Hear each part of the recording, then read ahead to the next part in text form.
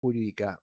Yo les estoy contando la autoridad jurídica. En el ítem de autoridad jurídica dice, requiere de una norma, que es una norma de competencia. En la Constitución dice, esta norma que el Poder Legislativo tiene el poder de elaborar las reglas. A ver, me está tapando esto. No hay ninguna propiedad empírica que convierta a algo o alguien en autoridad. Con esto voy a, cuando digo no hay ninguna propiedad empírica, ¿qué podría ser una propiedad empírica? Por ejemplo, tener más fuerza que el resto de la sociedad para convertirse en autoridad, por ejemplo, ser el propietario de todas las armas y de todos los tanques en una sociedad, no, y con esto imponer órdenes o mandatos no me constituyen autoridad, porque ese es simplemente un dato empírico, un dato de hecho, fáctico. Tengo más fuerza o tengo armas. ¿Mm? Esta noción es importantísima. La autoridad solo puede ser autoridad, en el último caso, jurídica, si es el resultado de una norma de competencia. Por eso, los tanques, que muchas veces se constituyeron en fuente de disposiciones y órdenes normativas, no hacen a quien dicta eso como no la convierte en una autoridad. Vamos a la columna de norma jurídica. Puede obligarnos la norma jurídica. Sabemos que puede obligarnos, provengan o no de una autoridad. Existen, cuando digo que provengan o no de una autoridad, una regla que luego se va a convertir en regla jurídica es en principio una exigencia moral, como la exigencia de respeto y reconocimiento recíproco.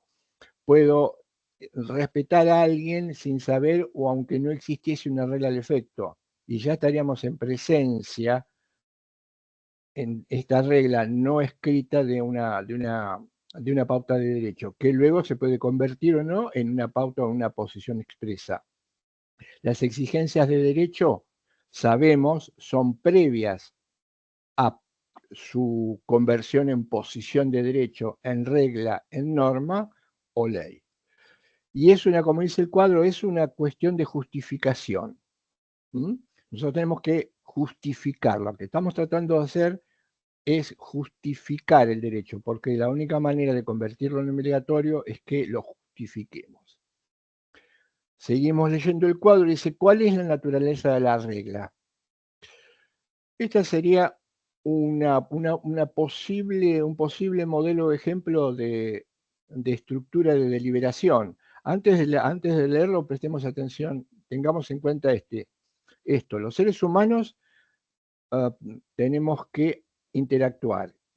Al interactuar se ponen en juego una serie o un conjunto de motivaciones. Tenemos una caja de motivaciones subyacentes que hace que hagamos lo que decidimos hacer. Entre esta caja de motivaciones hay creencias, deseos, sentimientos, reglas, un montón de datos o elementos. Eso lo ponemos en juego cuando actuamos. Por lo tanto, el final de una acción y su comienzo, que es un pensamiento, un deseo o una creencia o lo que fuere, termina con un comportamiento. Este comportamiento es previa a esa decisión. Para hacer todo eso, internamente deliberamos. Piensen en ustedes mismos constantemente. Muchas veces les prestamos atención a nuestras deliberaciones, otros no.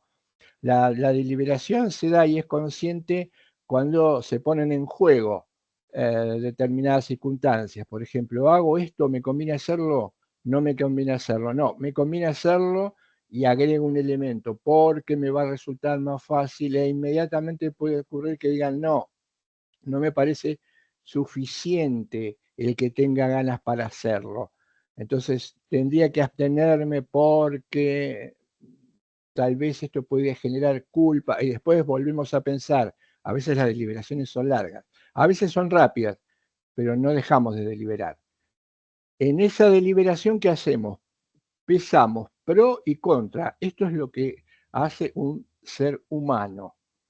Pesamos pro y contras. Deliberamos. La deliberación puede ser, como dije recién, breve o nos puede llevar mucho tiempo. pero es un dato del que no podemos escapar, que toda decisión conlleva una deliberación. ¿La deliberación en qué consiste? En emitir un juicio propio. El juicio propio es el resultado final de esta deliberación. Bien, voy a empezar a estudiar, decido, delibero y decido. Este es mi juicio propio. Esto es lo que habíamos denominado, llamamos autonomía. En esto nos caracterizamos los seres humanos. Somos seres autónomos porque somos capaces, esto no quiere decir que lo hagamos, insisto, nada de nuestras facultades se genera de manera automática, si no el mundo sería otra cosa. Esto quiere decir que nosotros somos capaces de decidir qué hacer en virtud de un proceso que culmina con un juicio propio que nos hace decir, esto es correcto, esto es incorrecto, esto es útil, esto es inútil, esto lo tengo que hacer, esto lo tengo que hacer, esto está prohibido, esto lo puedo dejar de hacer hoy, mañana, pasado, esto no. Juicio propio, deliberamos, somos autónomos. La heteronomía, acá incorporamos la idea de heteronomía. ¿Qué es la idea de heteronomía? Fíjense que la idea de heteronomía está ligada a la autoridad. Lo heterónomo es que alguien dice que tenemos que hacer, pero en ese alguien dice lo que tenemos que hacer, no participa mi cabeza deliberando previamente a ver si tengo que hacerlo o no tengo que hacerlo. La heteronomía implica, alguien me dice, hace tal cosa. En última instancia, si quieren, ¿quién deliberó? Si quieren, ¿quién deliberó? Otro. Pero ese otro deliberó en mi lugar, yo no participé. Ese otro me dice, tenés que hacer tal cosa, acá está. Este es el mandato, hace tal cosa. Ahí desaparece la autonomía. Pero más claramente aparece la autonomía si el que decide por mí, heterónomo, me impide que yo revise, aunque más no sea, aquello que se me conmina a hacer. Me dice, está excluido tu juicio sobre lo que tenés que hacer. De ninguna manera una decisión de la autoridad puede quedar librada al arbitrio del juicio propio de aquel que lo recibe. Está excluido que deliberes. Tenés que hacerlo. Si se quiere, debes hacerlo. No se compromete la palabra deber si es el resultado de una imposición o si es el resultado de una obligación. Podemos usar la palabra deber, pero la autonomía queda completamente desplazada. Prestemos atención a esto, porque esto es interesante. ¿Por qué? Eh, la norma jurídica ineludiblemente conlleva a deliberar para que cumplamos si somos autónomos, pero el término autoridad jurídica, que es quien dicta esa regla, conlleva la idea de heteronomía. Si nosotros no deliberamos, sino que deberíamos cumplir posponiendo nuestro juicio propio aquello que la autoridad propone.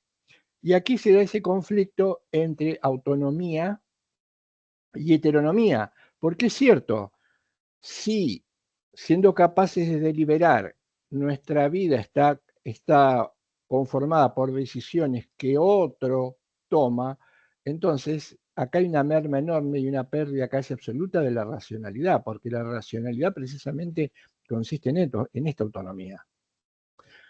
Por eso, en el fondo, no tenemos tiempo de plantearlo acá, pero por eso en el fondo, hay lo que puede tener de atractivo posturas como las posturas anárquicas o el anarquismo, que el punto de partida de alguna medida es correcto, porque si no decido yo, decide otro. Pero si decide otro, esto es heterónomo, no decido yo. Y si soy autónomo y soy racional, tendría que evitar lo segundo. Tiene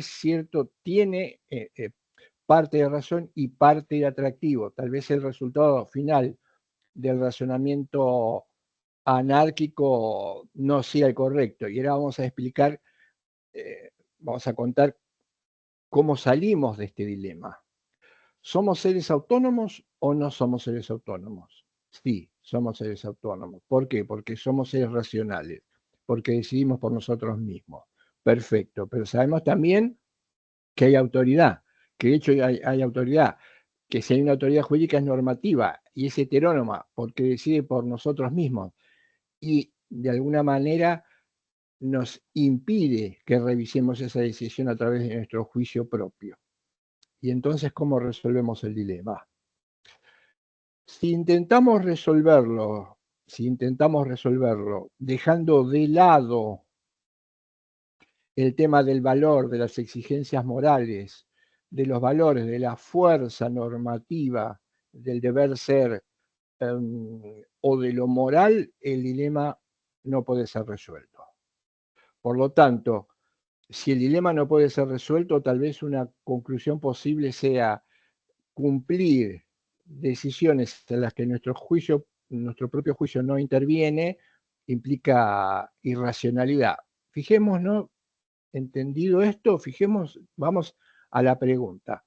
¿Cuál es la naturaleza de las reglas? Estructura el razonamiento práctico de la gente, nuestro, no cuando deliberamos. Práctico quiere decir la racionalidad práctica quiere decir de qué manera deliberamos para hacer algo. Primero, uno podría hacer se debe hacer lo que prescribe la autoridad. 2. La autoridad prescribe que debe realizarse P, que es cualquier comportamiento. Conclusión, S debe hacer P. Fíjense, antes de pensar más en esto, fíjense lo siguiente. Si yo les digo a ustedes, vamos a hablar de derecho, ¿saben lo que es el derecho?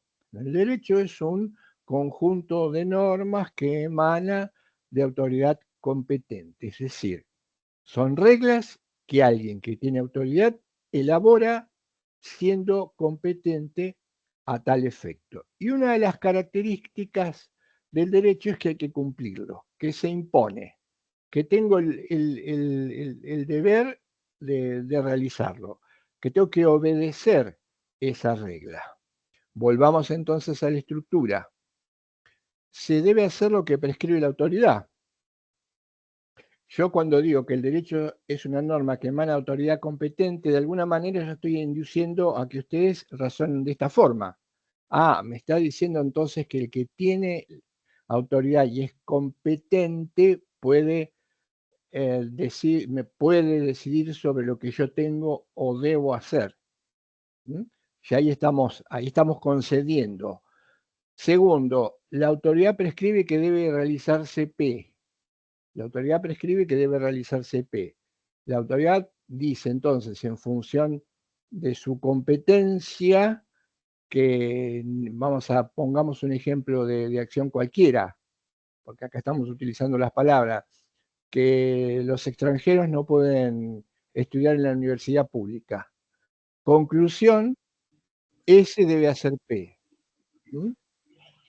El sujeto debe hacer P, o yo debo hacer P. Entonces, se tiene que poner en movimiento socialmente o estructuralmente un mecanismo que le vaya, porque está dictado por autoridad competente, que los extranjeros no pueden estudiar en la universidad pública. Ahí podríamos pongan otro ejemplo si quieren. Traten de pensarlo porque esto es lo que hacemos habitualmente. O lo que hacemos cuando pensamos derecho, o cuando alguien nos manda a hacer algo. Conclusión, se debe hacer P. Perdón, no sé si alguien quiere preguntar algo, estoy escuchando una voz atrás de fondo. Si quieren, me interrumpen, me preguntan. La conclusión de ese razonamiento práctico de la gente es: se debe hacer P. Nos preguntamos, este razonamiento, esta estructura, este modelo abstracto de razonamiento, ¿es válido? Es válido en dos sentidos. Primero, suele ser un razonamiento práctico que nosotros, los sujetos normativos, hacemos. Pero también es válido, ¿por qué? Porque establece o parte de la base que quien dicte una regla tiene que tener autoridad, tiene que tener competencia. Y que si la regla Es una regla jurídica que dijimos, la regla jurídica se convierte en obligatoria. Pero nos introduce o nos vuelve a introducir en un problema, porque acá estamos a mitad de camino. La respuesta sobre la obligatoriedad del derecho no se puede derivar de esto, porque volvamos al ejemplo. Si alguien establece una regla que en última instancia solo beneficia o aprovecha a quien que la dicta, ya la cuestión hay que pensarla, ya la cuestión habría que pensarla un poco más. Porque en este caso, razonamiento práctico, nosotros deliberamos, hemos deliberado para saber si esa regla corresponde que se cumpla o no se cumpla, o, por ejemplo, somos presa de una ficción, le encargamos a alguien que delibere sobre eso en última instancia. Entonces la ficción indica que el que va en mi nombre a discutir esto que luego aparece como regla, deliberó en mi nombre. Eso es una ficción, ¿no? Diría, es una ficción doble. Es una ficción porque cuando las personas son muchas, la deliberación, como si se tratara de una deliberación entre dos o tres personas, es imposible de que se lleve a la práctica. Pero además, esto es así, pero además es una ficción, porque se nos consultó respecto de qué queríamos o qué hubiésemos dicho si tuviésemos que deliberar sobre un punto determinado que tenga que ver con el ejemplo u otro cualquiera, y ahí aparece mucho más fuerte la idea de ficción, de real ficción. No sabemos, no nos consultaron, lo creemos, o lo que yo le dije, mira, discutir sobre el pan terminó siendo una discusión sobre el combustible, y en ningún momento yo le dije qué era lo que tenía que decidir para decidir sobre el combustible. Él decidió por sí mismo, pero me metió en la bolsa y como dice que me representa, decidió sobre el pan y sobre el combustible. Bueno, cero autonomía. Ya ahí estamos ya está, se está profundizando el problema. Cero autonomía y no hay juicio propio. Bien, no alcanza, no alcanza. ¿Por qué el modelo tradicional no alcanza? No puedo explicar la obligatoriedad del derecho. Porque, leemos lo de abajo, debe aceptarse, esto es lo más importante, debe aceptarse un deber independiente de las prescripciones de toda autoridad. ¿Para qué? Para que se rompa la cadena infinita. No sé si lo hicimos este ejemplo, creo que lo hicimos, a veces lo hacemos en clase, bueno, o cuando formulamos una pregunta en un examen. ¿Cómo es la cadena infinita? La cadena infinita es B me dijo porque tenía competencia que debo hacer tal cosa. Entonces yo le pregunto, ¿de dónde sacaste la competencia? Y B dice, me la dio D. Entonces le pregunto, ¿de dónde sale de la competencia que te permitió decirle a B que puede autorizar a A y yo en consecuencia tenga que actuar? Y así vamos recorriendo todas las letras. Pero cuando vamos recorriendo todas las letras, o los números, nos vamos dando cuenta que no se corta nunca la cadena. La cadena tiene que cortarse en algún momento, porque si no la cadena es infinita. Y la cadena infinita hace que no lleguemos a ningún resultado. Ergo, la pregunta si ese deber está justificado, si está justificado hacer P, si tiene que ver con la autonomía del sujeto, generar este relacionamiento práctico, sigue siendo negativa. ¿Y qué tenemos entonces? ¿Qué tendríamos entonces? No nos apuremos, vuelvo. Debe aceptarse un deber independiente. Tiene que haber algo, tiene que haber un deber que esté por fuera de esa cadena de transmisión de competencia, para que toda esa cadena de competencia gire adecuadamente y esté justificada. Pensemos esto, todo el sistema jurídico, el nuestro sistema jurídico argentino actual, a nuestro sistema jurídico argentino actual le podríamos hacer esa pregunta. ¿Dónde está el deber que hace que todo el sistema jurídico argentino actual, no todo, gran parte, sea un conjunto de reglas que nosotros tenemos que cumplir u obedecer? Porque aparece este razonamiento. ¿Dónde está el deber? Pregunta difícil, ¿eh? ¿Alguna vez alguien se la formuló? ¿Qué soporta la cadena de validez del sistema jurídico argentino? Que no sea esto, ¿eh? Porque esto termina en la cadena infinita, es decir, no estamos justificando nada. Y debería aparecer en principio, debería aparecer una preocupación, porque somos seres autónomos, somos seres racionales. Y si nadie le pone un final a la cadena, esto implica que estamos obedeciendo, posponiendo nuestro juicio propio sin saber qué es lo que estamos obedeciendo. Sí, va a haber un motivo que hace que obedezcamos esto, que no forma parte de una deliberación en nuestras propias cabezas.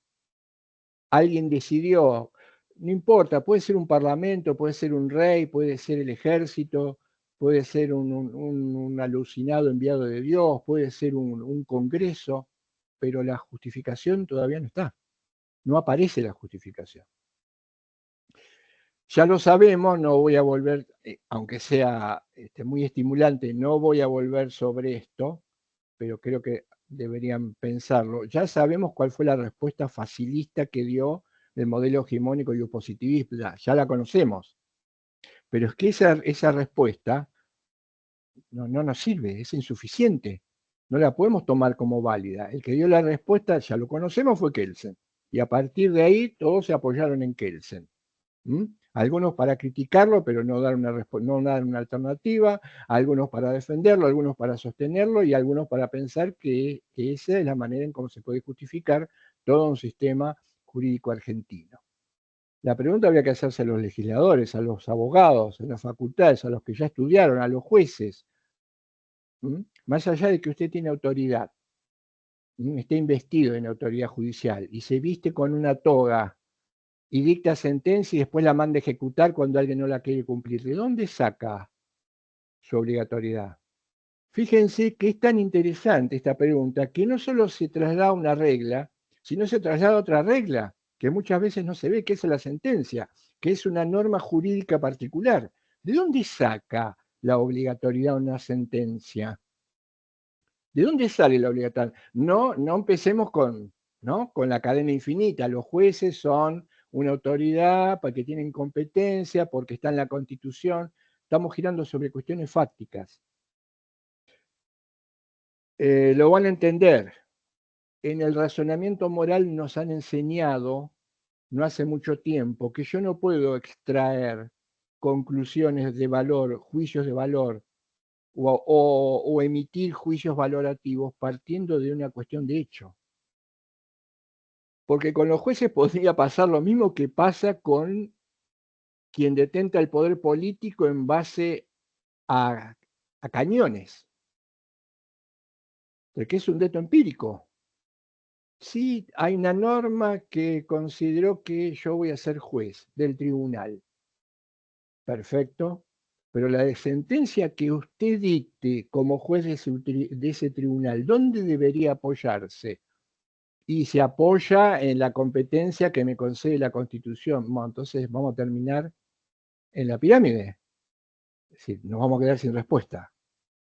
O vamos a seguir con la cadena infinita.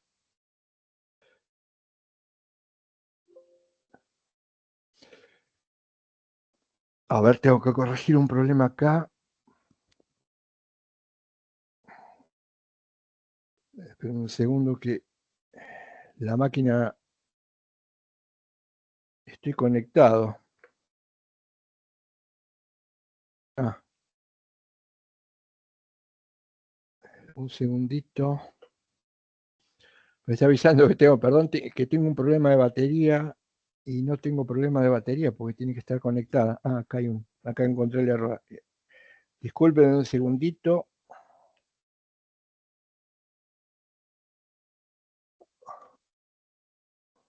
Ahora sí. Ahora sí, no me había dado cuenta, estaba funcionando con la batería del equipo. Bien, leo entonces, para ir cerrando esto. Debe aceptarse un deber independiente de las prescripciones de toda autoridad. Entonces se rompe la cadena infinita. O, esto lo dice Juan Carlos Bayón, filósofo del derecho contemporáneo, entre otros, ¿no? O, no existe el deber de obedecer a ninguna autoridad. Prestemos atención a esta afirmación. No, si la cadena infinita no se puede romper con una argumentación que le ponga un fin apelando a un deber independiente, no existe el deber de obedecer a ninguna autoridad. Bayón dice, si esto fuese así, probablemente, si esto fuese así, probablemente, o no tuviese respuesta, probablemente seríamos una sociedad que actúa o ha actuado de manera irracional. Porque obedecer los dictados de una autoridad posponiendo el juicio propio sin otra apoyatura que una norma que dice que tengo que posponer mi juicio propio y hacer lo que otro me pide, es irracional. Desconoce completamente el carácter autónomo del sujeto, salvo que nos rindamos y digamos que no somos autónomos.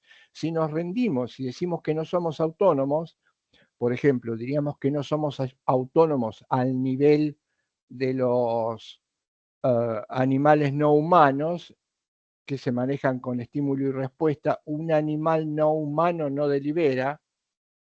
Un animal humano se suponía que delibera, no reacciona por estímulo-respuesta, sino decide. Si no lo fuera, entonces estamos equivocados y nos manejamos irracionalmente. La pregunta, continúa, es una que tiene que ver con la autoridad del derecho para hacer ciertas cosas. Acá nos tenemos que olvidar de la autoridad del legislador. Tenemos que vernosla con lo profundo del derecho, que simplemente pasa por las manos del legislador para que éste le dé forma. Nada más. Esto es lo que debería hacer el legislador. Y la respuesta debe evitar la circularidad de explicar la autoridad con base en el derecho.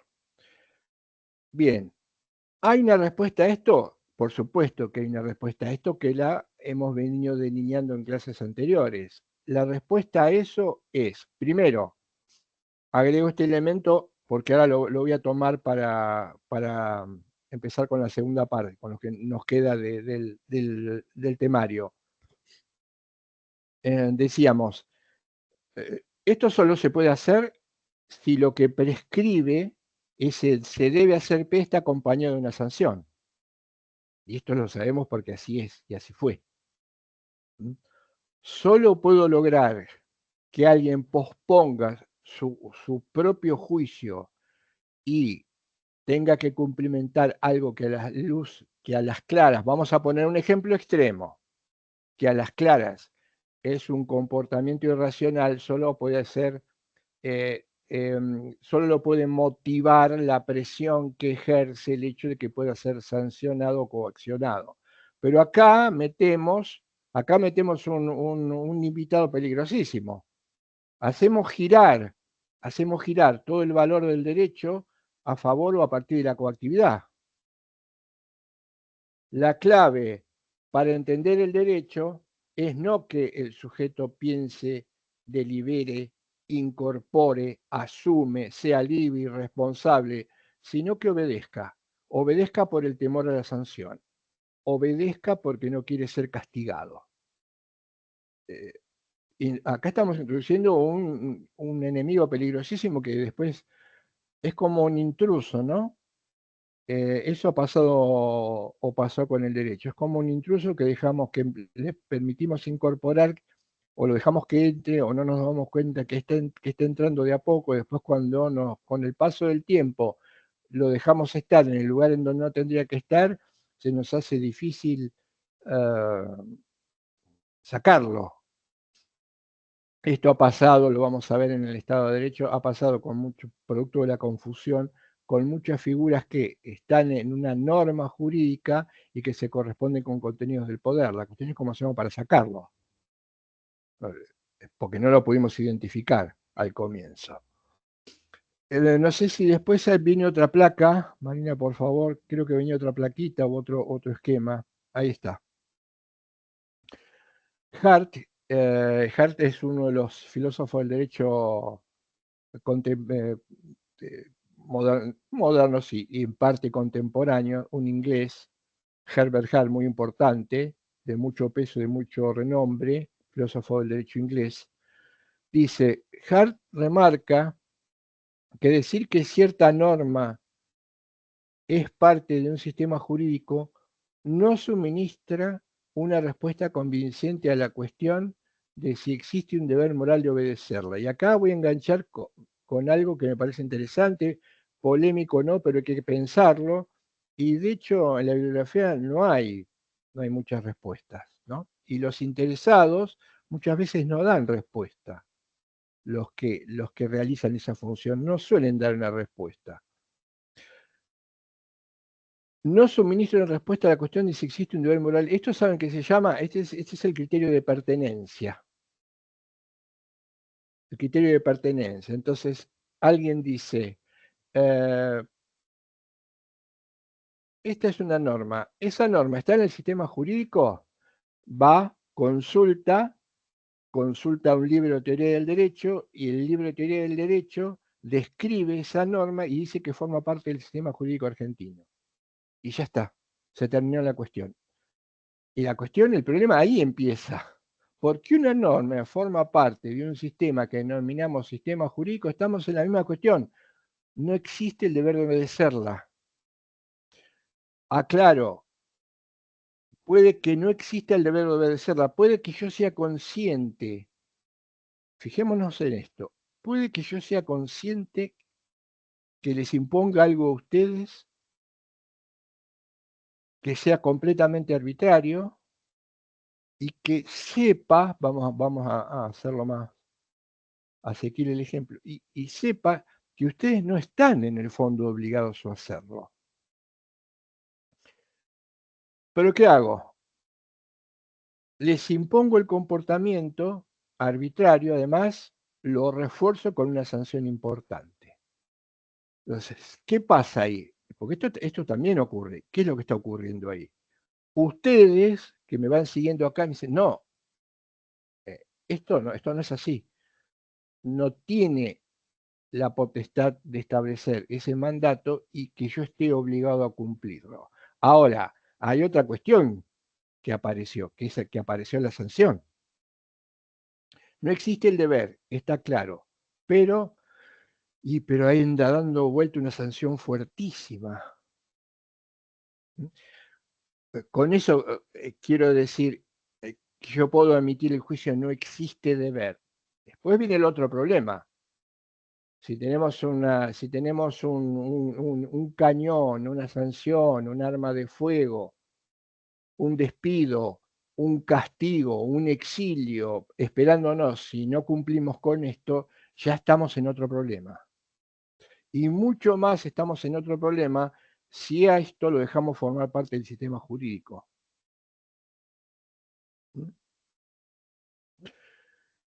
Vamos a la flechita de abajo. Esto debe ser evaluado desde un punto de vista extrajurídico. Cuando dice extrajurídico se está refiriendo fuera del derecho positivo. La obligatoriedad del sistema jurídico no la puede dar, a ver si lo digo de esta manera, la obligatoriedad de un sistema jurídico no lo puede dar un mismo sistema jurídico, porque sería como decir la obligatoriedad o la verdad de lo que yo digo se apoya en que yo lo digo. Y hay una regla que dice que lo que yo digo es verdadero. Este es un absurdo, un sinsentido como este. Prestemos atención. Tiene que ser evaluado desde fuera del sistema. Porque si no, el sistema es autorreferencial. Claro, todas las lecturas formalistas consideran el derecho como un sistema cerrado, porque en definitiva, si yo admito que el derecho es un sistema cerrado, estoy admitiendo equivocadamente que el derecho tiene su propio punto de sustentación o de autojustificación. Y esto no es así en la realidad. No es moralmente correcto, no es legítimamente, no es lógicamente pensable. Tiene que ser evaluado desde algo que esté por fuera del sistema y lo convalide. Dice abajo, relaciones entre razones para actuar y reglas dictadas por autoridad. Las razones para actuar tienen que ver con esto que estamos contando. Tiene que haber algo que como mandato sea racional para que se convierta en una razón o en un motivo después de mi deliberación para hacerlo. ¿Mm? Y la regla dictada por autoridad. El derecho genera razones para actuar, es decir, mandatos racionales cuya racionalidad es una racionalidad la única que podría aparecer moral y por lo tanto racionales y por lo tanto bien entendida, como le veíamos en la clase del lunes, motiva, me pone en acción, me exige, me autoexige. ¿Mm? Pero solo en ese caso pueden constituir una razón para actuar. Si la regla no me da una razón para actuar, porque, por ejemplo, lo que se decide es irracional, no se me permite deliberar y en última instancia anula mi autonomía, de la única manera que puedo llegar a lograr un comportamiento efectivo en ese sentido va a tener que ver con la sanción, con la magnitud de la sanción, porque la sanción va a ser un elemento que también, o a partir de acá, se va a introducir en la deliberación. ¿Mm? Fíjense cuántas veces nosotros deliberamos en, hacemos esto, si hago esto, tengo tal sanción. Si la hago, y entonces empiezan a jugar, aparecen otras variables en el razonamiento, en la deliberación. Pero, che, el que va a aplicar la sanción, ¿la aplicó alguna vez? ¿Y pierdo o gano cuando me aplican una sanción? Y si puedo esquivar, ¿m? Todo esto, no nos olvidemos de esto, y además lo hace apasionante, por ejemplo, el mundo de las reglas, el mundo de las reglas de tránsito, de otras reglas que son, ustedes ya lo saben como ejemplo, el tipo de reglas que más incumplimos. Lo hace interesante, ¿por qué? Porque en el fondo somos seres autónomos, pensamos, entonces inmediatamente empezamos a deliberar, che, ¿y nos verá alguien? Si no nos ve nadie, no hay cámara y no hay ninguna gente, ¿alguna vez le aplicaron una sanción por hacer esto? Y no, empieza a jugar, empieza a jugar ese factor. Y entonces sopesamos costo-beneficio, pro y contra. Y nunca aprendieron a nadie, nunca llevaron detenido a nadie por eso, nunca lo filmaron y no se preocupan en hacerlo. Entonces ahí transgredimos la norma. Es, es, es muy interesante porque a lo mejor el día de mañana van a tener que diseñar, tienen que diseñar reglas para la convivencia. Pero las reglas de tránsito en última instancia sería parte del mundo del universo del derecho, generar reglas para convivir adecuadamente, ¿no? Ahora, después tengo acá, está el problema del incumplimiento de las reglas. La anomia, como decía Carlos Santiago Nino, filósofo del derecho, la Argentina es un país al margen de la ley. Esto se ve clarísimo en las reglas de tránsito. Bueno, el incumplimiento de las reglas de tránsito, ¿por qué? La característica de las reglas es una discusión aparte, yo me centro en esto, va dañando el tejido social, va erosionando el tejido social, porque el incumplimiento tiene que ver con la confianza, y tiene que ver con la colaboración y con la certeza y atenernos a pautas comunes. Cuando empezamos a ver que nadie cumple con las reglas, por más buenos, honestos, justos, prudentes que seamos, empieza a picar el bichito, ¿no? El bichito de, che, no estoy cantando como un bobo, cumplo las reglas y los demás las pasan por arriba y no pasa nada. Bueno, esto también es un problema muy interesante y a lo mejor el día de mañana van a tener que trabajar sobre esto para diseñar las reglas de una sociedad. No se olviden, por favor, o prestenle atención a esto, porque si no, en el armado o en el diseño de las reglas de convivencia vamos al fracaso, como vamos a veces, a no tenerlo en cuenta. Bajamos, Profesor, ¿sí?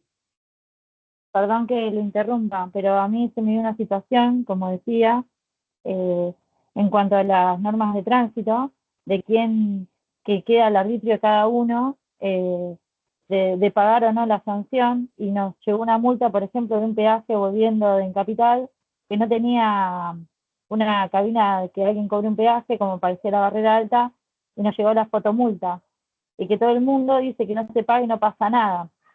La cuestión es que, bueno, eh, digamos, estamos impuestos a pagar de alguna manera por desconocimiento, más allá que la ley se presume conocida por todas, por estos nuevos sistemas de radares que pusieron, por ejemplo, en la bajada de la autopista de Villa y que hoy se están facturando multas sin que la gente lo sepa.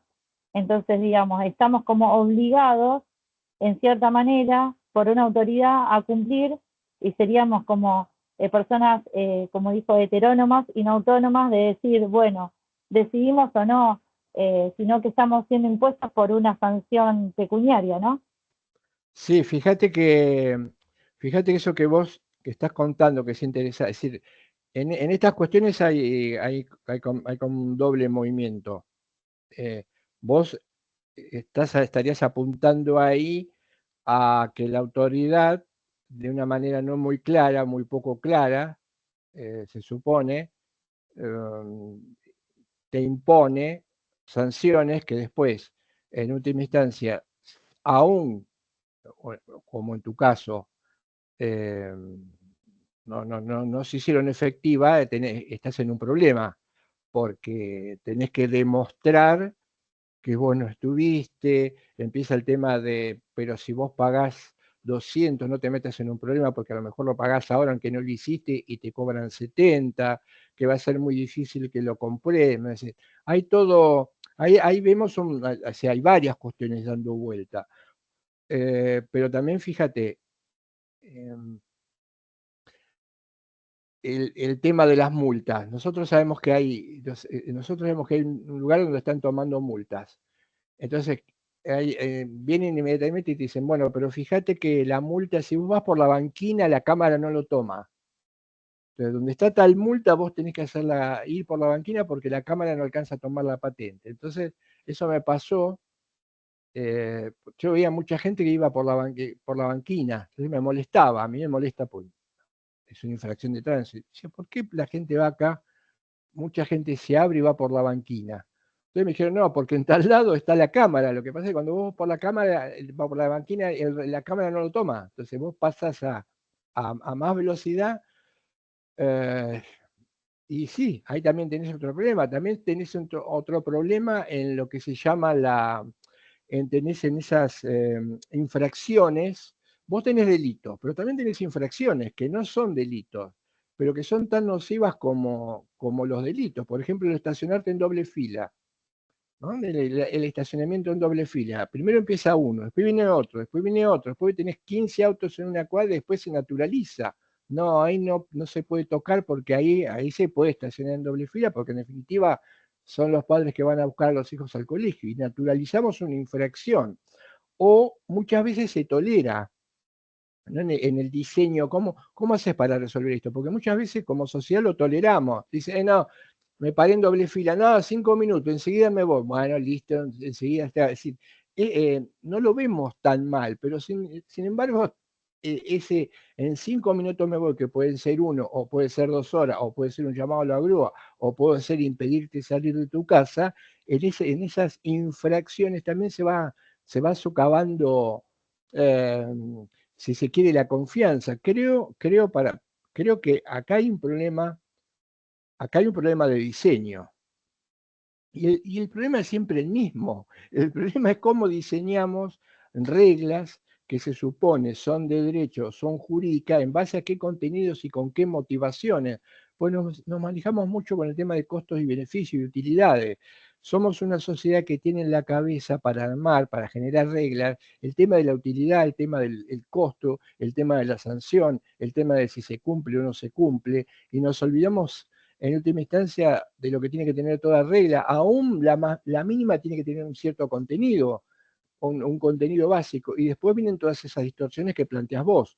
Distorsión de multas que no son, distorsión de una autoridad que te amenaza y te sanciona, multas que se inventa, pero también es cierto lo otro, vivimos incumpliendo las normas de tránsito. Y, debe haber algún motivo. En el caso, muchas veces los motivos son dobles. Uno, está mal elaborada la regla. Otro, es un problema de educación moral, no de educación moral, aparte de educación. ¿Mm? Y tener muy introyectado el hecho de que en última instancia tenemos que cumplir algo porque lo dice la autoridad. Y pocas veces nos ponemos a pensar, porque además eso lleva una responsabilidad, porque uno podría preguntar, está bien, como sociedad tenemos que cumplir tal cosa, ahora, como sociedad, ¿nos hicimos cargo de esa responsabilidad? ¿Fuimos a deliberar sobre aquello que tenía que ver con esa regla que luego se nos iba a cumplir a todos? ¿O ni siquiera sabíamos que existe esa regla? ¿O qué controles le ponemos desde el lado del derecho? Ahora lo vamos a ver enseguida, ya vamos a entrar en el Estado de Derecho y la confusión. Son cuestiones que también nosotros como ciudadanos tenemos que poner en práctica. ¿Mm? La heteronomía, para cerrar, y bien por lo que vos me dijiste, eh, es la organización social es la que tiene que bajar el mensaje. ¿Mm? Tiene que bajar un mensaje de valor. Porque el sistema tiene que estimular comportamientos cooperativos. ¿Mm? Todo gira en torno a eso. El ser humano tiene o comportamientos insolidarios o solidarios, o comportamientos uniindividuales o cooperativos. Pero sabemos que nos realizamos en los comportamientos cooperativos. Bueno, entonces la estructura de la sociedad tiene que proponer comportamientos cooperativos, solidarios, como decía en algún momento, si lo que la amistad, entrecomilladamente, como regla general, nos permite convivir adecuadamente, tenemos que proponer esto. Ahora, si nosotros tenemos un sistema que falla porque en última instancia no justifica la obligatoriedad de sus reglas, no hay comportamiento colaborativo alguno que propongamos. ¿Mm? Por eso, todo esto que yo estoy contando, adjetiven de la manera que ustedes quieran, todo esto se los tengo que contar porque es una herramienta que ustedes pueden tener mañana para modificar el status quo como legisladores, como jueces y tal vez como abogados. Hoy me quedé en el tema del abogado, ahora vamos a ver en el Estado de Derecho. Dice el propio Negri, Héctor decía, en última instancia, los jueces en qué fundamentan la obligatoriedad, entre comillas, de sus sentencias, en que el comportamiento está establecido en la ley. Si estamos girando, seguimos girando sobre el mismo pensamiento circular, la misma cadena infinita, sin darnos cuenta a nosotros mismos, cuando la respuesta no es tan difícil, no es tan sencilla.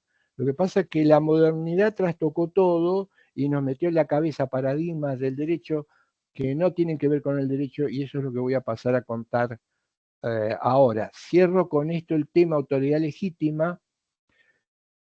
Cuando la autoridad es legítima, sus reglas son razones excluyentes, válidas para alguien. Excluyente significa que en última instancia no, no implican que yo para cumplir las primeras tenga que admitirlas como tales. ¿Mm? Pero eso va a exigir algo que como cierre voy a contar ahora.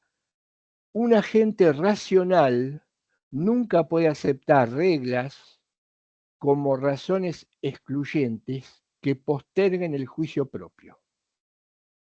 Lo vuelvo a leer. Un agente racional nunca puede aceptar reglas como razones excluyentes. ¿Qué significa razón excluyente? Cuando dicen en el derecho son razones excluyentes porque es coactivo.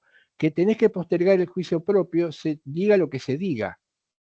Y esa ha sido una gran tendencia del positivismo. El positivismo te dice, tenés que obedecer, tenés que cumplir, no importa, posponé tu juicio propio, porque el derecho es un sistema de control de reglas coactivas y no se admite la deliberación, la racionalidad del sujeto. Y el que decide tiene la potestad de decidir, porque la norma jurídica es un acto de voluntad. El que decide, Kelsen, destinado a inducir el comportamiento de otro. Entonces, lo último que te va a decir Kelsen es que la regla jurídica vos tenés que tener capacidad para deliberar, para no posponer tu juicio propio y decir, che, me están pidiendo que salga a caminar durante una cuadra antes de llegar al auto porque si no me van a multar y que vaya caminando sobre las manos. Eso es un despropósito. Y hay que intentarlo, y bueno, algunos tienen fuerza y hacen 10 metros, y otros llegan y se lastiman, y bueno, me caí varias veces, pagué la multa, pero hasta en algún momento me pude sostener y hice 50 metros. No, completamente irracional. Sin embargo, existen muchísimas reglas de este tipo, y no solo reglas particulares o puntuales, sino reglas que están o se consideran como jurídicamente normas muy importantes. La conclusión de esto sigue siendo sencilla. Somos capaces de sentir, de intuir y de reflexionar moralmente hablando, y de intuir, de sentir lo justo de lo injusto y trasladarlo a las reglas. Esto es la única manera que una regla se convierta en un mandato jurídico y se convierta ipso facto en obligatoria. Pero, me falta algo importante. Perfecto, usted corta la cadena infinita, porque dice que es la exigencia moral, que es la misma para todos los sujetos, la que le da fuerza a todo el sistema. Hasta ahí vamos bien, pero ¿cómo explica la heteronomía? Y le explico de una manera muy sencilla, le expliqué cuando dije imposición y obligación.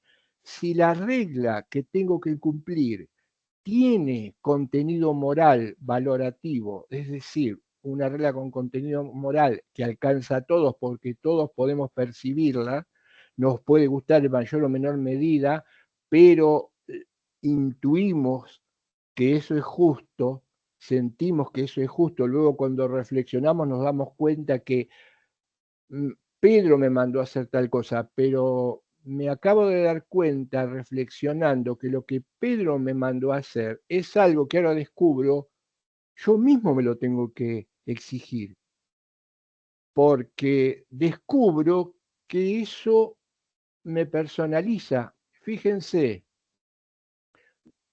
me la hizo llegar Pedro, pero luego de analizarla descubro que es una exigencia que yo mismo me estoy dando, me tendría que dar o me doy. Entonces ya ahí la heteronomía desaparece. No es tan complicado. Pero la regla tiene que estar bien elaborada, tiene que ser bien elaborada para que yo pueda asumirla desde mi responsabilidad y libertad como propia. Cuando las reglas no están bien elaboradas, ocurre todo y ha ocurrido y ocurrirá todo lo que estamos discutiendo. Reglas que no se cumplen, reglas que se cumplen sin saber por qué, reglas írritas, reglas arbitrarias, reglas que no son equitativas, reglas que en última instancia terminan convirtiéndose en una persecución, sanciones, sanciones que no alcanzan porque las reglas tampoco se cumplen, y el incumplimiento de las reglas y la desobediencia de las reglas que viene de las malas reglas arbitrarias, caprichosas, sostenidas incluso por un poder legislativo que las refrenda cuando son manifiestamente arbitrarias, lo que nos genera un problema, y refrendadas muchas veces por los jueces cuando son manifiestamente arbitrarias, generan un problema del cual socialmente es muy difícil salir. La solución puede estar por acá. Y eso es lo que nosotros proponemos, que la tengan en cuenta como herramienta para mañana cuando elaboren reglas de convivencia o cuando tengan que aplicar reglas de convivencia. Bien, vamos a pasar al otro tema que tiene que ver con esto, que es la confusión entre poder y derecho. Vamos a tratar de plantearlo de manera sencilla. tienen el esquema, después van a ver que tienen un esquema. Y vamos a lo básico, dijimos, si me siguen, dijimos. El poder implica un vínculo entre A y B que genera desigualdad, verticalidad y está acompañado la más de las veces de un poder que se impone sobre otro. Entonces, notas del poder como tal, desigualdad, verticalidad. El respeto o reconocimiento recíproco implica un vínculo entre A y B, donde quienes intervienen en él se tratan o se ven como iguales, por lo tanto el vínculo es horizontal. En el primer caso, la relación típica de poder o una de las relaciones típicas es mandar y que otro obedezca. Estructuralmente, la historia nos muestra que la institución que se apoya en una lógica de este tipo es la que conocemos como Estado. Porque la definición de Estado, ya lo saben esto ustedes, nos dice que el Estado, el núcleo del Estado es el monopolio en el uso de la fuerza pública. Características del derecho. Habíamos visto búsqueda del orden, búsqueda de la paz y búsqueda de la seguridad. A simple vista, diríamos que estos dos órdenes que son antagónicos, o estas dos relaciones antagónicas, claramente poder del respeto, tienen diferencias irreconciliables. Hay un choque entre ellas. Por lo tanto, tenemos que tener muy en claro cuál es la relación adecuada y cuál es la relación negativa. Por eso vimos respeto positivo, poder negativo. Y que no habría ninguna dificultad en distinguirlas en la práctica concreta, a pesar de que hay violencia también y hay respeto y comunidad. Sin embargo, en la realidad, lamentablemente, ha ocurrido y ocurre o suele ocurrir lo contrario. ¿Y por qué? Porque el poder busca, persigue o tiene o plantea como modo de organización social las mismas finalidades que el derecho. El poder también busca orden, también busca seguridad y también busca paz.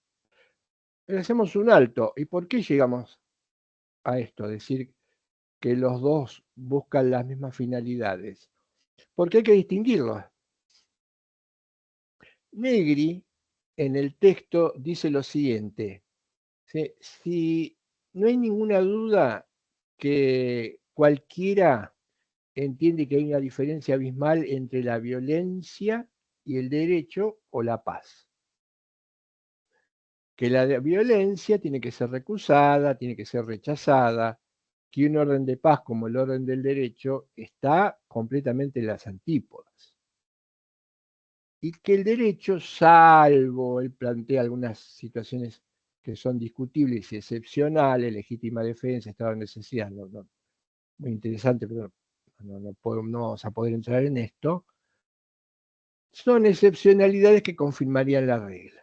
Pero, y acá viene lo interesante, dice a renglón seguido, dice, sin embargo, aquellos que no tendrían ninguna dificultad en separar el derecho de la violencia, no lo hacen de la misma manera respecto del poder. Y en esto es coincidente casi la totalidad de la teoría del derecho moderna. ¿Qué nos está queriendo decir? Que no pueden ver al derecho sin ser parte integrante del poder, que no conciben un derecho que se perfeccione sin echar mano al poder, y que no entienden un derecho válido sin que sea apoyado, tenga como apoyatura un sistema de poder. Esto es claro. A tal punto es así que el paradigma del derecho de los últimos 2 siglos o siglo y medio ha caído en esta confusión.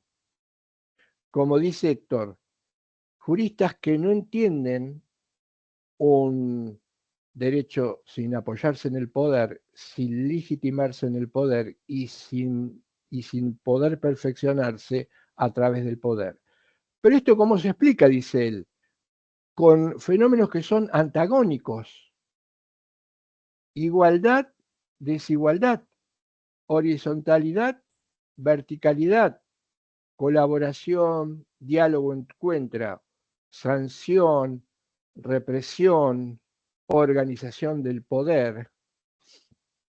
Incluso en una nota muy interesante, al final dice, hay algunos autores que parecen intentar salir de la encerrona de vincular al derecho con el poder, pero terminan sucumbiendo. Por ejemplo, hay un caso de un español, está subrayado porque está mal en el tipeo, la edición hizo mal, es la inexorable impositividad. Todo el razonamiento termina concluyendo en que inexorable significa que no hay manera de dejarlo de lado, lo impositivo, es decir, no hay manera de dejar, cuando hablamos del derecho, de pensar en la sanción, en la coacción ni en la pena. Eso dice, está subrayado, está corregido por mí, la inexorable impositividad. ¿Cómo hacemos para desmontar esta confusión? Los motivos de la confusión. Y dijimos, buscan orden, buscan paz y seguridad, pero rápidamente. Los medios es lo que los diferencia. Los medios del derecho para conseguir la paz o la manera de conseguir la paz implican poner, ya lo sabemos porque lo conté el otro día, hacer un doble juego.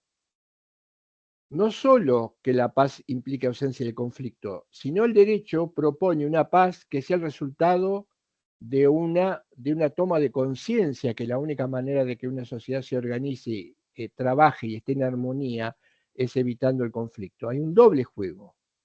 Y entonces el poder no lo muestra, lo solapa, lo oculta y muchas veces no se ve. La paz del poder solo tiene un ingrediente.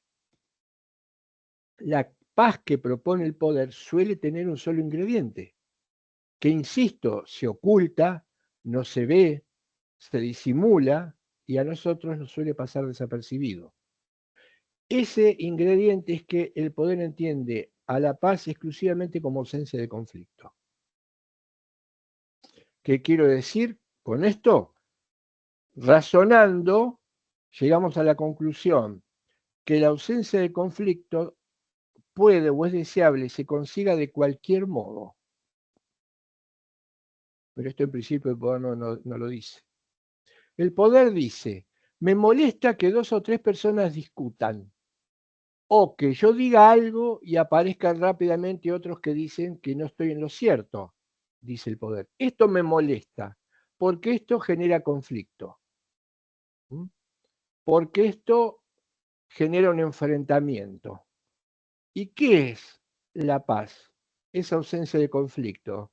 Entonces, si estas personas que contrarían lo que yo digo, discuten lo que yo digo, están proponiendo el conflicto, y el conflicto no puede ser una pauta para organizar una sociedad en paz, ¿qué es lo que hay que hacer? Inmediatamente tengo que suprimir esas voces disonantes.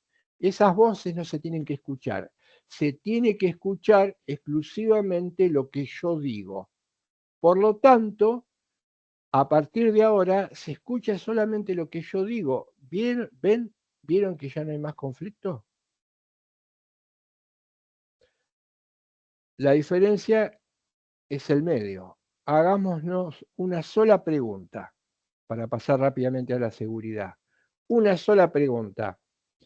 ¿Está ligado con la dignidad humana el suprimir voces solamente por el hecho de que esas voces expresan una discordancia con lo que alguien sostiene? ¿Tiene que ver con la dignidad humana? Vamos a la seguridad. La seguridad implica tener certeza de lo que hace el otro. El derecho dice, de alguna manera intento resolver la inseguridad en términos relativos. ¿Y cómo lo hago? Estableciendo reglas que me digan de qué manera o cómo tengo que interactuar con el otro. Se supone, este interactuar implica que nos vamos a personalizar, porque vamos a cooperar entre nosotros y vamos a respetarnos, y entonces vamos a tener cierta seguridad respecto de esto. Pero el poder también propone seguridad. Las consignas del poder en seguridad por todos lados. ¿Y por qué se los confunde? Lo adelanto, ya lo tendrían que estar pensando, porque pasa lo mismo con la paz. El poder dice, les voy a dar seguridad. ¿Por qué? Porque ustedes están cansados de no saber cómo va a reaccionar el otro, cómo va a actuar el otro, o si el otro actúa, a ustedes no les gusta. Y además también a ustedes mismos. Ustedes mismos van a estar ciertos respecto de quienes convivan. Me voy a, voy a conseguir que no se generen conflictos entre ustedes. Por lo tanto, me van a deber esa seguridad a mí. No va a haber conflictos entre ustedes, no va a haber problemas entre ustedes que viene de no saber cómo actuar o cómo interactuar. Y a alguno puede que se le ocurra preguntar, perfecto, quiere decir que va a haber reglas que delimiten claramente qué se puede hacer y qué no se puede hacer. Y respecto de usted, algún atrevido, ¿no? Que respecto de usted, el poder va, no, no, no, no. Respecto de ustedes, no. La relación entre mi persona que detenta el poder y usted tiene que estar absolutamente desreglada, porque en eso consiste la libertad, el que esté absolutamente desreglada. Quiere decir, yo con ustedes voy a hacer lo que quiero. La relación entre ustedes y yo está desreglada. No hay certezas, no hay reglas.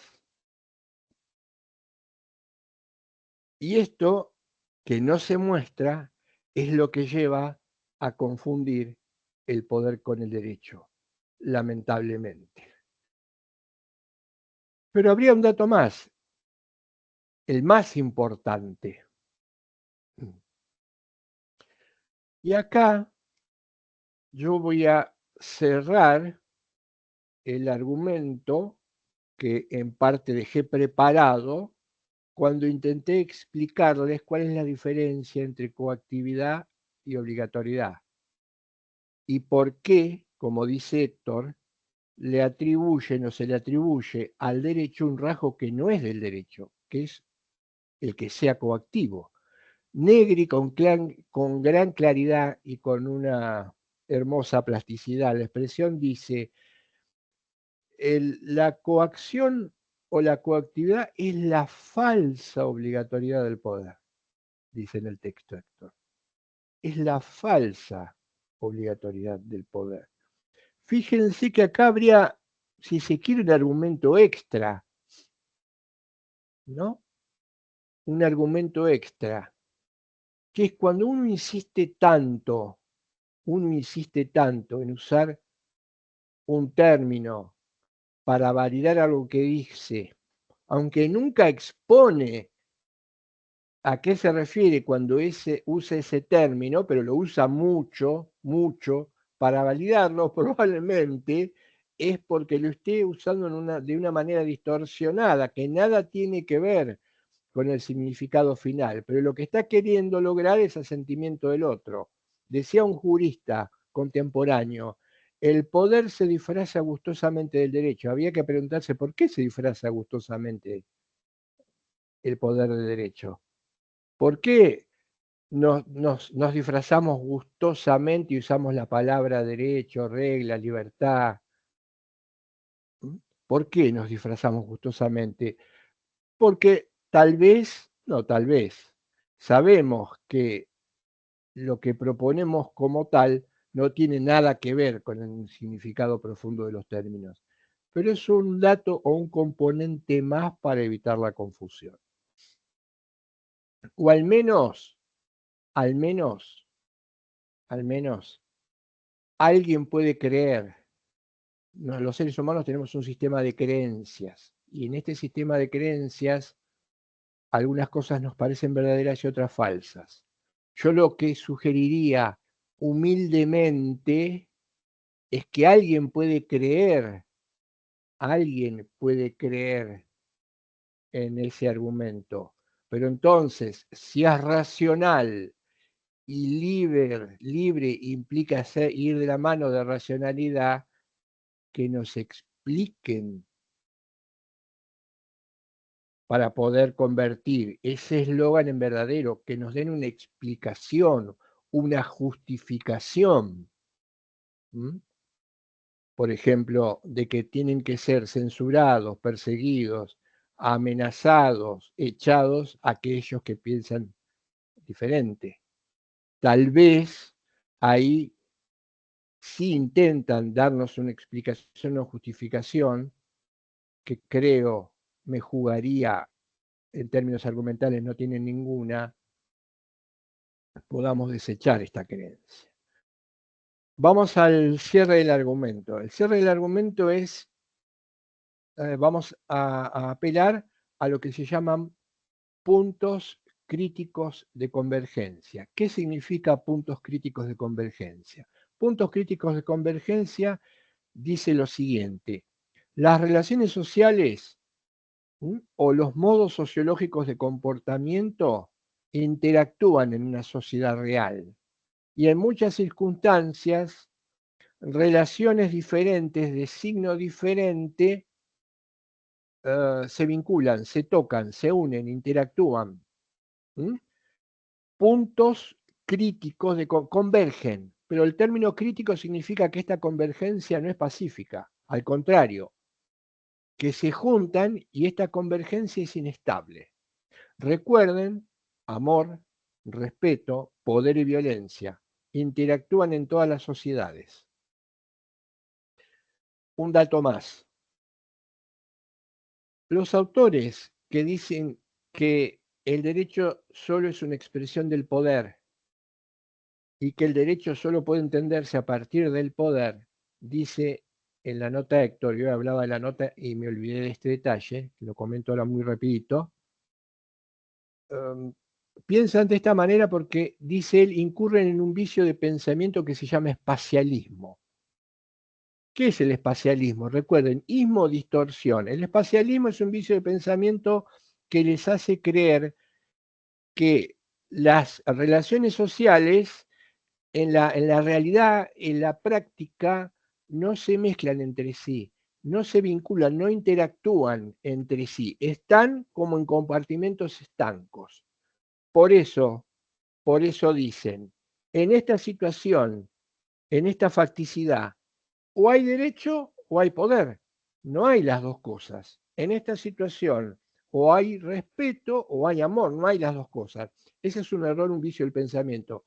Espacialismo, porque los órdenes sociales son no espaciales, no ocupan un espacio en el sentido en como nosotros entendemos la configuración del espacio. Les voy a dar un ejemplo muy sencillo que es el que da Cohen.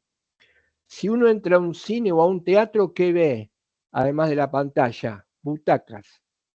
Ahora, estas butacas están ubicadas en el tiempo y en el espacio. Para además nos están indicando algo, que están ubicadas en el tiempo y en el espacio porque están ordenando. ¿Ordenando qué? La manera en cómo los sujetos se van a ubicar para ver la película, la obra de teatro. Entonces, ¿la butaca qué es? Una referencia espacio-temporal que ordena, a los que miran la película. Por lo tanto, es una manera de ordenar espacial. La butaca se toca, se pesa, se saca. En una sociedad hay formas de ordenar la convivencia, pero en donde no hay butacas. Nosotros en nuestra vida cotidiana nos ordenamos a partir de amor, respeto, poder y violencia, pero no existen las butacas, no existe la referencia física. Esto quiere decir que en mi vida cotidiana puedo en el mismo día tener al mismo tiempo relaciones de poder y relaciones de respeto, relaciones de amor y relaciones de violencia. Esto significa que pueden interactuar porque no ocupan espacio físico. No es respeto o poder, poder o respeto. Y recuerden, que ahora lo vamos a ver en macro, que muchas veces hay situaciones sociales en las que es difícil determinar, ¿esto es poder o es respeto? ¿Esto es amor o respeto? ¿Es poder o ya nos metimos en el tema de la violencia? Los órdenes sociales son órdenes no espaciales, por lo tanto, en una misma sociedad puede convivir poder y derecho. Vamos a lo que nos ocupa. Yo les voy a contar en lo que queda, en esta media hora que queda de clase, voy a hacer como una especie de relato, de novela, de cuento. Lo van a ver, luego tienen el texto y tienen la gráfica para que se pueda entender mejor. Pero yo lo voy a hacer, lo voy a contar como una especie de, como si se tratase de una novela o una telenovela o algo parecido. Dije, punto crítico de convergencia. ¿Cuáles son? Mencioné el Estado, el Poder Judicial, también es un punto crítico de convergencia, porque está el poder, está en el centro del poder político, pero también está el derecho, como cabeza de la función que cumplen los que dictan sentencia. Pero el paradigmático, el paradigma por excelencia de esa convergencia es lo que nosotros denominamos Estado de Derecho. ¿Qué es el Estado de Derecho? Y ahora vamos a ver, esperemos o espero, por qué se produce la confusión y empezar a repensar cómo sacárnoslas de encima, sobre todo cuando estudiamos Derecho, o por lo menos sacarnos ese sallo cuando el que nos enseña nos está metiendo conceptos que están confundidos. Estado de Derecho, paradigma.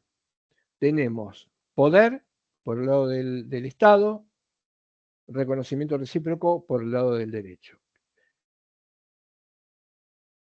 Estado de Derecho implica que en algún momento en la historia de la humanidad, en la historia de Occidente, dos formas de vinculación social totalmente contrapuestas se unieron, se unen.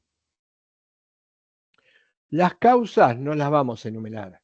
Hay muchos motivos de carácter cultural, histórico, pero en un momento dado sí es cierto el poder que caminaba solo bajo la forma de Estado y el derecho que caminaba solo bajo las formas de regla, de convivencia, no ligado, no pegado a un aparato estatal, durante mucho tiempo caminaron solos. Fíjense que en un momento el Estado, que siempre había sido absolutista o absoluto, esto empieza, el Estado de Derecho como figura institucional se empieza a generar en el siglo XVI, XV, XVI, y es contemporánea a la formación de los Estados-nación modernos, ¿no? Cuando se forman los Estados-nación modernos, por cuestiones de anexión, guerra, ahí se va configurando el Estado de Derecho. Y empieza el relato. Se encuentran, y imaginemos esto, poder y reconocimiento. Se miran de reojo, se saben diferentes y distintos y contrapuestos, pero la historia les dice que a partir de ahora tienen que convivir en un mismo lugar, tienen que compartir habitación. P y R, completamente antagónicos y contrapuestos. Un problema, porque P piensa, ¿cómo voy a hacer para convivir con esta persona que ya de movida quiere limitar lo que yo quiero hacer. Y hasta ahora yo he hecho lo que quería, porque por eso era absoluto. Por el otro lado, el reconocimiento. ¿Qué problema? Porque tengo que acomodar a alguien que no está acostumbrado, no quiere, no acepta reglas más que las que él mismo dicta, pero uh, solo para beneficio de él, y los demás quedan afuera. Tienen que convivir, se juntan y dicen, bueno, pongámonos de acuerdo para ver cómo vamos a convivir, porque si no esto va a ser un desastre, por supuesto. El que toma la delantera, ¿no? El que canta primero, ese famoso canta previo de la infancia, es el poder. Le gana de mano al reconocimiento y le dice, bien, vamos a tener que convivir y vamos a tener cada uno algo para sí y algo que no puede hacer. Y yo arranco, dice el poder. El derecho cauteloso lo escucha. Dice, lo que me voy a rogar, y que además no es nuevo, y me lo voy a quedar para mí, le dice el poder al derecho, es la elaboración de reglas. Yo voy a seguir manteniendo la potestad de elaborar reglas. Y esto es indeclinable, innegociable. Como Estado voy a tener la potestad de elaborar las reglas. Entonces va a aparecer lo que denominamos la ley del Estado. El Estado le está diciendo al derecho, yo decido cuándo, cómo se hace una regla. Después va a venir institucionalmente el poder legislativo, las funciones. Bueno, en principio es un golpe muy duro para el reconocimiento, un revés muy importante. Pero además le dice, vamos a agregar otra cosa y después te escucho a vos que decidas lo que quieras, ¿no? Ya casi como decidí algo más y estaba en el precipicio y se caía al río el derecho, no tenía mucho margen, le dice, pero voy a hacer algo que siempre hice, no solamente me vas a dejar que me arrogue esta facultad, sino que además refuerce lo que yo decida, es decir, refuerce la vigencia de lo que yo decida haciendo algo que hice antes de que me juntara con vos. ¿Y qué hacía el poder cuando el Estado no se juntaba con el derecho? Cuando alguien elaboraba una regla, el tirano emitía un edicto o un mandato, ¿qué hacía? Reforzaba la vigencia de las disposiciones, ya saben ustedes, con una sanción que en algunos casos podía ser la guillotina, la hoguera, etcétera, etcétera. El Estado siempre reforzó o intentó reforzar la vigencia de sus disposiciones acompañada de sanciones o de penas. Entonces el Estado le dice, ya está, ahora empezá vos. Ya, prácticamente se quedó con casi toda la torta.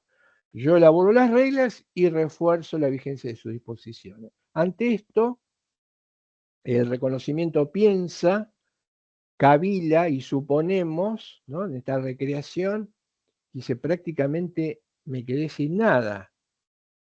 Pero le dice, está bien, voy a conceder esto, pero le voy a poner el sello a lo que vos haces. El Estado le preguntaría, o en el relato le pregunta, ¿y qué significa ponerle el sello a lo que yo hago? Si vos elaborás la ley, a la que llamás ley del Estado, pero vas a necesitar que esa elaboración sea o se trate no de meras leyes del Estado, sino de leyes jurídicas. Claro, le dice el poder, le dice el Estado. Bien, el sello de jurídica se lo pongo yo. Quiere decir que ninguna regla, ningún mandato, ninguna orden, ninguna ley del Estado que emane del centro del poder político se va a poder denominar o se va a poder llamar jurídica si es que yo no pongo ese sello. Y esto es importantísimo. Esto en la historia es importantísimo. ¿Por qué?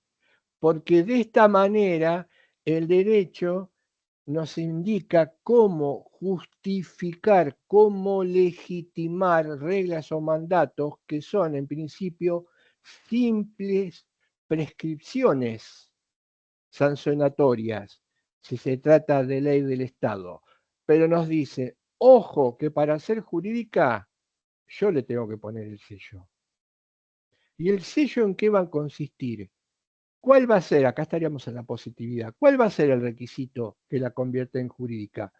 Y el derecho le vuelve a decir, insisto, insisto, el sello, la que la hace jurídica, no es lo que haces vos, que se pongan, que se conviertan en posición, que se conviertan en regla del Estado. Lo que la hace jurídica es su contenido, va a ser su contenido, y este contenido no va a tener ni que ver con tu voluntad, que sos el que detenta el poder político, ni de manera individual, rey, monarca, emperador, presidente, gobernador, no va a tener que ver con esto, ni en función de tu propia voluntad. No va a tener que ver con tus intereses, con tus deseos, con tus objetivos, con tus gustos, con tus intereses, porque vos estás gobernando o vas a gobernar, cualquiera sea la escala de formas de organización del poder político, la que elijamos o la que vivamos o la que uno considere más importante, vos lo estás haciendo para todos, para todos. Por lo tanto, todo lo que hagas se va a convertir en jurídica y va a estar justificada y va a estar legitimada si el contenido es un contenido de orden valorativo. Y el contenido de orden valorativo implica que lo que esa regla dispone respeta, considera la dignidad humana de todos los que van a ser alcanzados por esa regla. O por lo que fuere, bando, decreto, ordenanza, reglamento, ley, lo que fuese. Constitución, que es una ley. Acá aparece positividad y juridicidad, pero en el relato Estado de Derecho, el derecho le dice, yo defino lo que es jurídico. Lo que es jurídico no es jurídico antes de que yo le ponga el sello. Lo que es jurídico será jurídico después que yo le ponga el sello. Entonces, vayamos sacando o entendiendo algo, una conclusión práctica. Vayamos entendiendo esto. En la práctica podríamos encontrarnos muchísimas veces con mandatos que son prescripciones sancionatorias, porque están acompañadas de sanción, pero que no son jurídicas. Pero la cosa no es tan sencilla, ni fue tan sencilla. No, el problema empieza ahí. ¿Y por qué empieza el problema ahí? Porque en el Estado de Derecho que empieza a constituirse sobre estos pilares, va a aparecer la enseñanza del derecho. ¿Y qué hizo la enseñanza del derecho, que fue de la mano de este modelo decimonónico hegemónico? ¿Qué hizo la enseñanza del derecho? La enseñanza del derecho reforzó lo primero y lentamente empezó a desconocer lo segundo. Concretamente, una enseñanza del derecho que me dice a mí que el derecho es una norma que emana de la autoridad competente, es una enseñanza del derecho que dice que el camino de investigación del derecho se agota en la aparición de la ley del Estado, de la ley como producto del Estado. Ni más ni menos. Por lo tanto,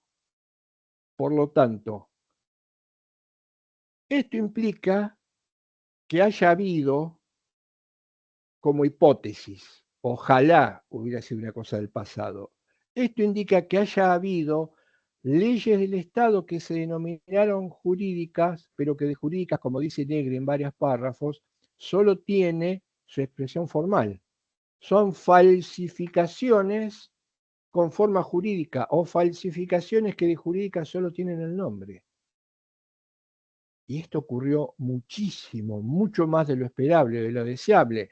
Pero claro, alguien que se formaba, cómo iba a contraponerse cuando a él le habían enseñado que esa ley del Estado, que estaba acompañada de sanciones, que podía ser la ley del Estado lo más arbitraria que se encontrase en el mercado, no era jurídica. Cuando su cabeza estaba con el balde de que el derecho es una orden que emana de autoridad competente.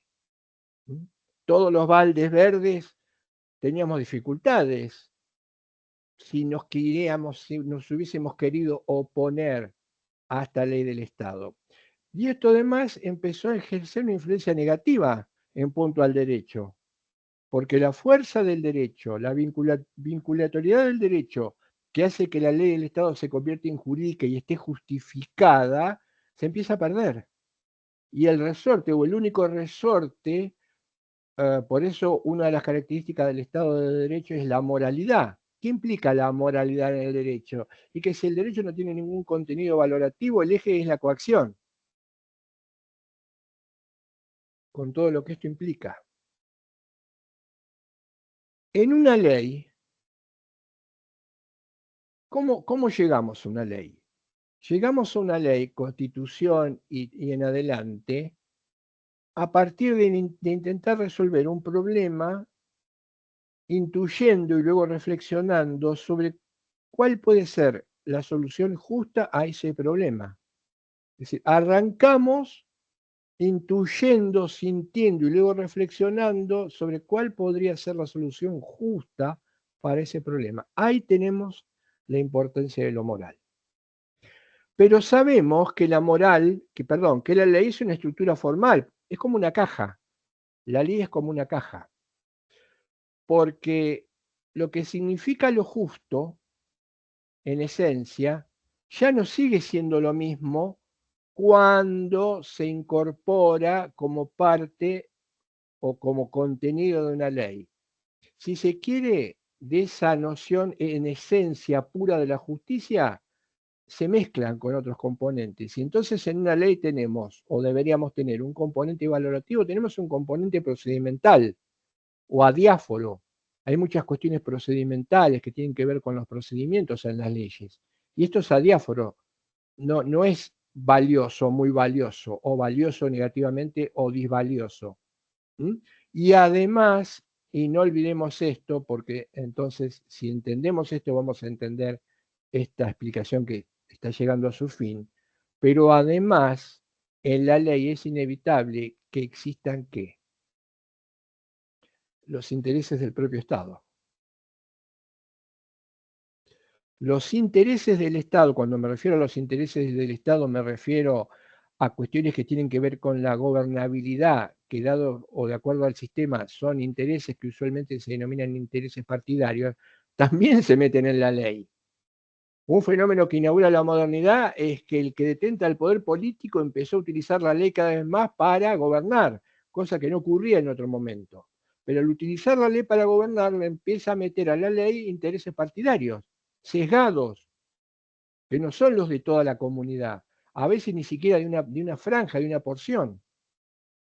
Entonces, la ley, démonos cuenta de esto, la ley es una caja que tiene intereses del Estado estratégicos que no suelen ser o muy pocas veces suelen ser los de toda la comunidad. Cuestiones que no, adiáforas de procedimiento y a veces, lamentablemente, con suerte, contenidos jurídicos. Entonces, y hasta a veces ninguno. El problema es que si no sabemos lo que es el derecho, le ponemos un sello a cualquier cosa. Y le solemos poner como jurídico sellos a despropósitos.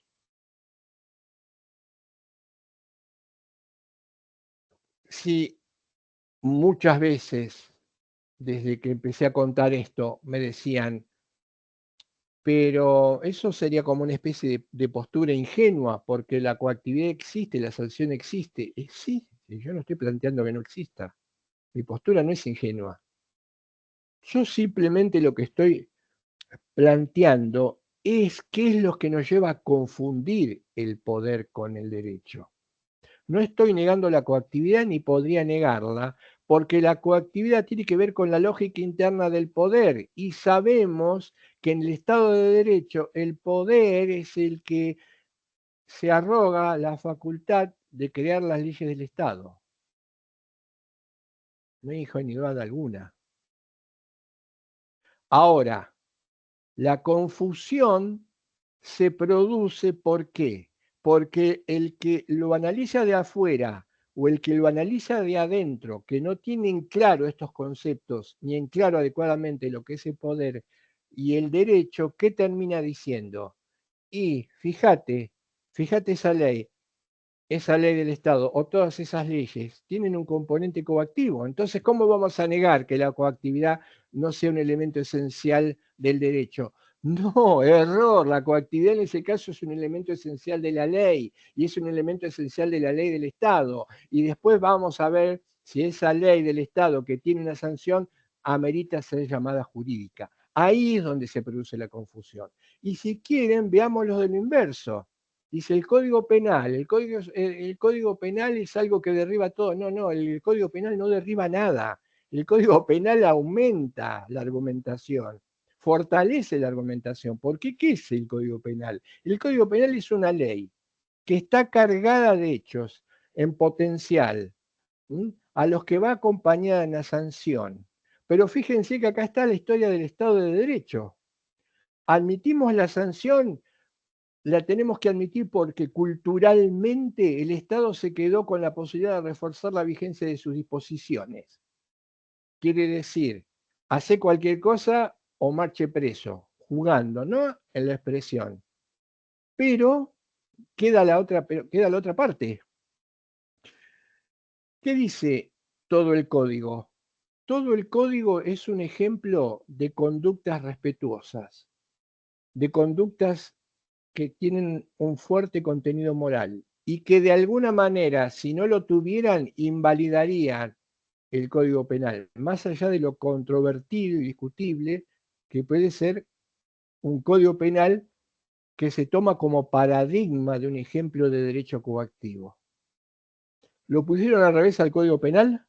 ¿Pusieron alguna vez al revés el Código Penal? Pongan al revés el Código Penal. ¿Qué dice el Código Penal? No matar, no robar, no mentir, no injuriar, no hacer trampa, no golpear, no discriminar, etcétera, etcétera, etcétera, etcétera, etcétera. Todos los comportamientos que de alguna manera el derecho, además, cumpliendo su parte del acuerdo en el Estado de Derecho, establece para que después cuando tengan que aplicarse esas leyes no se haga cualquier cosa, como también suele hacerse cualquier cosa, no se superen. Vos hacés la ley del Estado, vos querés sancionar estos delitos con esto, pero fíjate que el comportamiento tiene que ser no el que se te ocurra a vos. ¿Mm? Por ejemplo, el derecho le estaría diciendo al Estado, y esto hay que recuperar hoy, porque hoy no veo voces, hoy no veo en el mundo voces que le digan al Estado desde el derecho que vos no podés convalidar una sanción, esté o no en el código, una sanción administrativa, una sanción que tenga que ver con despliegue de poder, con represión, con expulsión, con exclusión de lugares de trabajo, no lo podés hacer cuando lo estás haciendo porque hay algo que te molesta internamente y tiene que ver con tu propia voluntad, con tu propio arbitrio, con tu propio capricho. Y tenemos al derecho para decir algo, pero no decimos nada. No veo que se diga que el derecho le esté diciendo al poder no se puede gobernar apoyándose en el exclusivo arbitrio. Y esto, cerrando mi argumento, creo que no es un problema, en última instancia, hasta diría en la mayoría de los casos, no es un problema de mala fe en algunos casos, o de falta de inteligencia, es un problema de que no han podido salir de la confusión. Y si no salimos de la confusión entre poder y derecho, terminamos convalidando cualquier cosa que es ley del Estado formalmente hablando y acompañado de sanciones para reforzar su vigencia en algo que es jurídico. Cerrando, esto sería como, es un ejemplo que no di, pero esto sería, el positivismo nos dice, hagamos una analogía con un remedio, el positivismo nos dice, ¿vos querés saber si hay un remedio para el envenenamiento? Bueno, fíjate que hay una caja que dice remedio para envenenamiento. Cuando vos veas una caja verde que por afuera dice veneno para envenenamiento, tomátelo, porque eso es veneno para envenenamiento. Ahora, ¿qué pasaría si el que elabora el veneno para el antídoto, perdón, contra el envenenamiento se equivoca en la fórmula? Por lo que fuera, pero la mete dentro de una caja que dice antídoto para el envenenamiento. Y el que está envenenado aprendió que el antídoto para el envenenamiento viene en una caja verde, formal, viene en una caja verde. Dame esto, pero ¿por qué? ¿Estás seguro? ¿Estás seguro? Fíjate, ¿te parece? Me enseñaron que el antídoto para el envenenamiento es una caja verde que dice antídoto para el envenenamiento. Se lo toma y se muere. ¿No? Esto pasa también con el derecho. Cuando Kelsen dice cualquier contenido puede ser parte del derecho, ya estamos en este problema. Y no tenemos herramientas para desbaratarlo. Lo jurídico no es la cajita que dice jurídico. Lo jurídico es la cajita que dice jurídico cuando yo analizo todos sus componentes en el momento, en el lugar o en la situación que fuese y descubro que esos componentes son un antídoto. Pero para esto tengo que saber y estudiar y que me enseñen bien que el antídoto tiene que ver con la composición de la fórmula, no con la caja que dice antídoto. El último ejemplo que doy, para cerrar y agotar entonces el tema, el ejemplo que nosotros tuvimos, ustedes son muy jóvenes, no, pero lo tienen que estudiar, lo tienen que haber sabido sus padres, madres, lo que fuere. El problema, esto fue notorio después del último golpe militar, porque vino el interrogante, ¿qué hacemos con todos los bandos, disposiciones que el gobierno militar había dictado y que se suponían eran órdenes que emanaban de autoridad competente? Pero muchos pensaron, bueno, una vez que vuelva la democracia, todo aquello que dictó un poder que había tomado el asalto por la fuerza tendría que ser invalidado, tendría que ser anulado. ¿Y esto quién lo tenía que hacer? Y esto lo tendría que hacer el operador más jurídico más importante, el que le da la razón, la salud a la República, la última clave de bóveda que nos va a defender ante el poder. En nuestro sistema, la Corte Suprema de Justicia de la Nación. No. La Corte Suprema de Justicia de la Nación convalidó todas las disposiciones, o yo digo de 10, hay una estadística de 10, convalidó 8, suficiente, que habían sido tomados por ese gobierno de turno. En el fondo son de mi generación y de generaciones anteriores. En el fondo tenían en su cabeza esa idea, que el derecho emanaba de autoridad competente y la legitimidad del derecho estaba en que hubiese emanado de autoridad competente. Por lo tanto, en ese momento, todas esas disposiciones habían emanado de autoridad competente. El resultado fue que no se anularon. ¿Falta de inteligencia? ¿Mala fe? No. Confusión entre poder y derecho. Una facultad de derecho tiene que poner todo el acento, tiene que jugar todo, desde el último día hasta el último día y en toda su currícula, a que esta confusión entre poder y derecho se empiece a resquebrajar de alguna vez por todas. Y todavía está, y es muy peligrosa. Bien, espero que se haya entendido esto que hicimos en una versión resumida.